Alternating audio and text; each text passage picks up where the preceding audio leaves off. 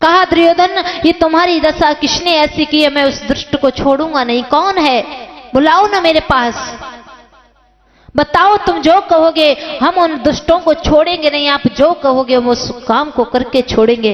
आज दुर्योधन ने दोनों आंखों में आंसू लेकर के हाथ जोड़ के कहा, अश्वत्थामाश्य भैया यदि करना चाहते तो एक काम कर दो, मुझे भीम पांचों का सर चाहिए, उन पांचों पांडवों के सर काट के लाओ और सबसे पहले मैं भीम की खोपड़ी को लेंगे। जब भीम का सर कटा हुआ मेरे हथेली पे आएगा और अपने हाथों से मैं खुश होकर के भीम की खोपड़ी को देखूंगा, अपने हाथों से मसलूंगा, तब मेरे हृदय को खुशी पहुंचेगी। इतना कर सकते हो। अश्वत्थामा एक गुरुपुत्र अबोध बालक था, कुछ जानकारी नहीं थी। उसने एक तलवार को निकाला और जहां पांडव जिस शिविर में सो रहे थे भाग पड़ा है रात्रि में। अर्धरात्रि में यार अश्वत्थामा भागता हुआ गया है। मेरे प्राण वल्लभ कृष्ण को पता चल गया कि अश्वत्थामा पांडवों को मारने के लिए आ रहा है। भगवान ने कहा, अर्जुन आप पांचों पांडव इस शिविर में नहीं विश्राम करेंगे, दूसरे शिविर में जाकर के प्रवेश किया है पांडवों को, लेकिन गलती से वहां द्रौपदी और उनके पांचों पुत्र वहीं विश्राम कर रहे थे। पांचाली अपने पांचों पुत्रों को लिए उस शिविर में विश्राम कर रही थी। पांडव नहीं थे वहां, पांडव दूसरे शिविर में भगवान ले गए थे, लेकिन रात्रि घनघोर थी, घोर रात्रि थी, अंधेरा छा रहा था, चारों तरफ अंधकार हो गया था।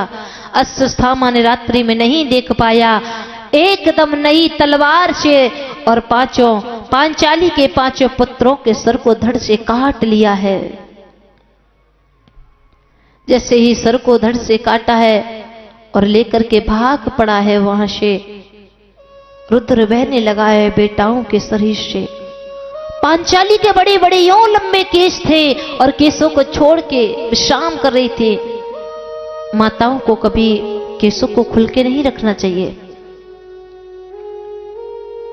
देखा अपने द्रौपदी ने, जब दुशासन ने द्रौपदी को खींच के लाया था सभा में, तो केसों को पकड़ के लाया था खींच के।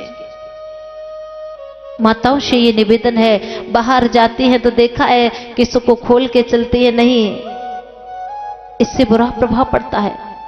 द्रौपदी को वही दुशासन केसों को पकड़ के लाया था, देखा।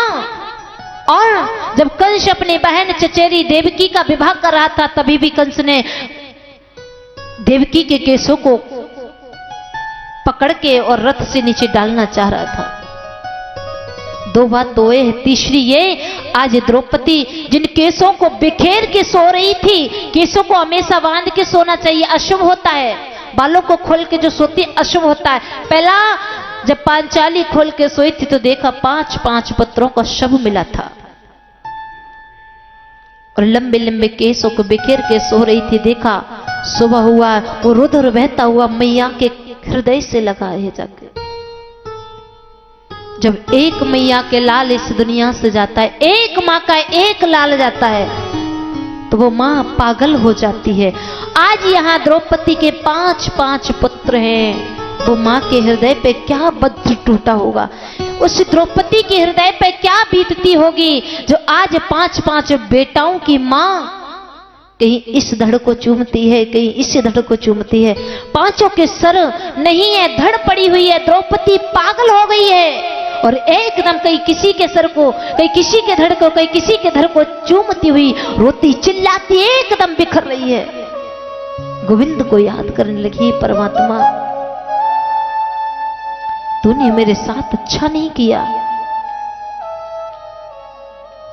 खबर कृष्ण को पहुंची है,